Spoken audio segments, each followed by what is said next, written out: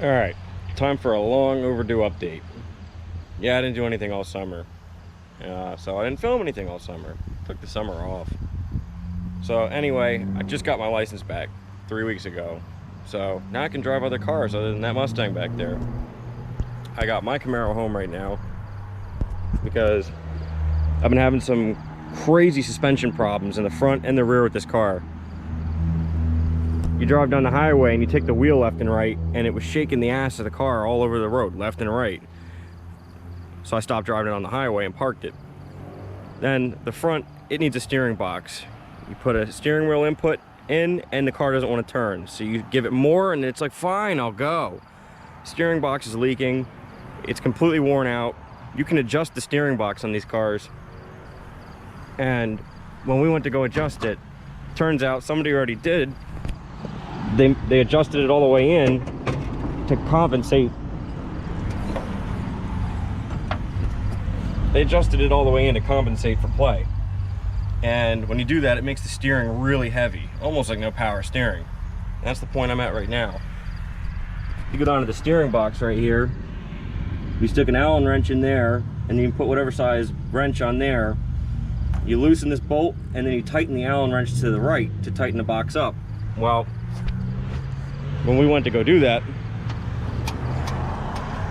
it was already bottomed out, and that explains why the steering's so heavy in the car. I just put the car on a lift earlier today at my buddy's shop. Me and my dad found 90% of the bolts that hold that rear end in the car were all loose.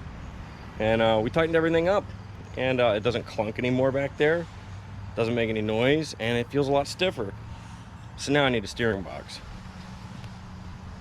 And then this, right here.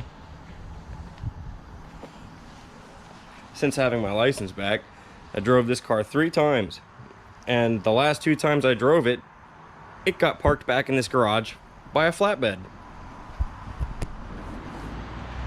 I drove the car to work, and I was leaving work early that day.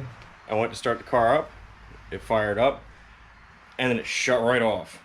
It was a no start. My inline fuel filter I have in there was full. So I got the little inline going. And I pulled the lid off and I gave it some gas and I saw it shoot fuel out of the boosters. So I know it's not a fuel problem. It's gotta be spark. Get it home. And it turned out to be no spark. And we changed the condenser in the distributor and it fired up. And it ran. So I went to go drive it a second time. And I was driving down the road and it just died again. So I coasted it probably an 1/8 mile down the street because I was at the top of a hill is where it decided to die. And I rolled into a pizza shop parking lot with it. And then what we spent 7 hours. I got there 4 o'clock. We got home at 10:30. Yeah, it died at 3 o'clock. And then we got home with it at 10:30. We put a new module in it. Nothing. We put another condenser in it. Nothing. What else we do? I tested the pickup coil. That panned out. I tested all 3 modules: the Chink module, the Delphi module, and the Duralast module. Delphi and Duralast are compatible for what my readings are. The Chink one that came with the distributor seems to be not coherent with the other figures I had on the other 2 modules. So anyway, we spent all those hours diagnosing the car in the pizza shop parking lot, trying to get it running. Many failed attempts, so we finally called the flatbed, and it took them an hour and a half to get there, at least. It took so long that we started waxing the car in the pizza shop parking lot in the dark. I'm using my phone light so I can see what we're doing. Hey, got the trunk lid done, got the driver's quarter. Yeah, it came out all right. All the upper fenders. Needs done again, but still, we didn't do the sides of the car, just got the top half Quarter done. done completely on the driver's side. Oh, well, I guess he did the whole quarter when I wasn't looking. Yeah. The roof still needs done. So anyway, that's what we're doing today, is tearing this apart to see what is going on. It makes no sense. It's all new parts, and we just replaced all the new parts with new parts, and it still doesn't run. So all we have left to look at now is the cap and the rotor. He seems to think the rotor may be no good. Well, there's showing signs of black carbon underneath the bottom of it. Just a little bit, right there in that corner. That's a brand new rotor. It's got probably less than 500 miles on it. The whole ignition sets, the whole distributor has got the same mileage. Less So- than 500. Since this thing is an unreliable turd and I'm paranoid to drive it anywhere, that's why you guys ain't getting no videos on it yet. Yeah, I've had my license back for almost a month, but I haven't been able to do anything with the car. So hopefully if we get it running today, then I can do some GoPro suction cup action and take you guys down the road and then stick the GoPro on a car behind it and drive around and all that good stuff. So there might be good stuff to come in the future, soon, before it gets too cold out. But update. So that runs now, and this doesn't. This is now a no start because stole the cap and rotor out of this car. And coil. I was just saying, keep in mind the coil is in the cap on these. And we swapped them. Well, the Cutlass fired up, and he had a screwdriver in the spark plug socket, and it shocked the shit out of him, and the screwdriver went launching across the garage. So it fired up and it ran. So we put this on this car to see if this car would run, and nothing. So now we're taking the coil out and swapping the coil to see which is bad. I can't. These fucking connectors. Well, we're trying to see if the cap is bad or if the coil is bad. So Goddamn water. be right back. The video. All right, so this runs again.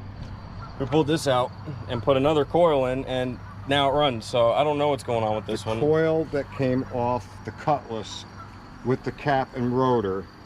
We now have the cap and the original coil back on the rib from the Cutlass. The rotor I did not put in.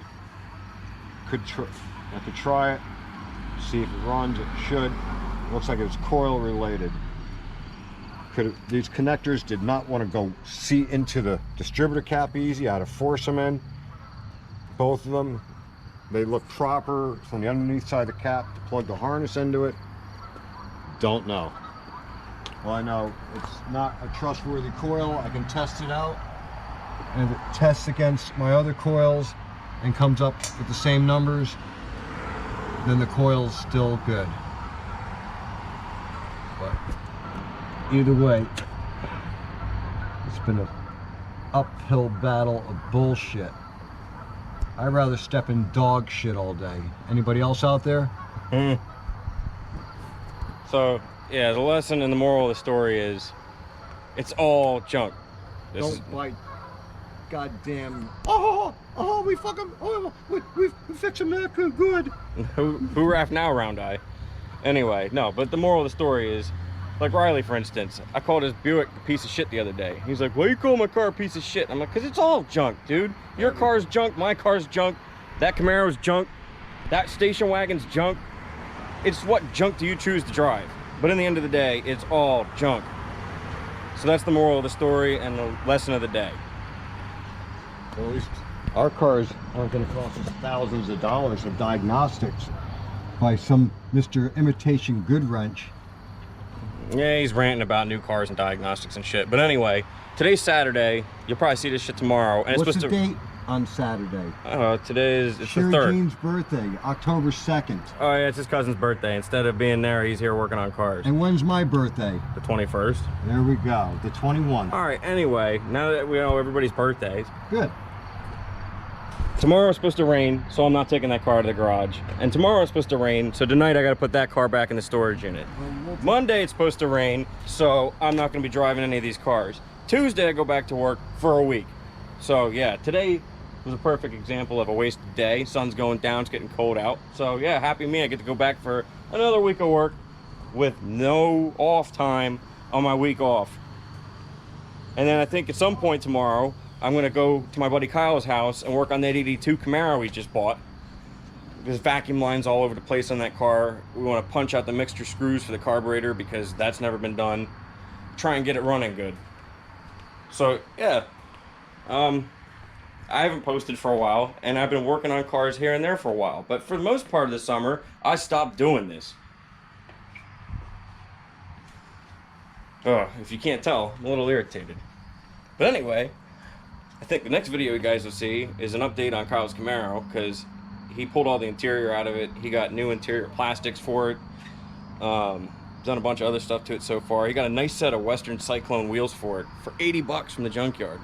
So I'm gonna film that a little bit tomorrow, and it's gonna be either next video gets gonna be the Cutlass driving, or it's gonna be an update on Kyle's Camaro. So hopefully now I'm back in the YouTube game. I'll see everybody later. Take it easy.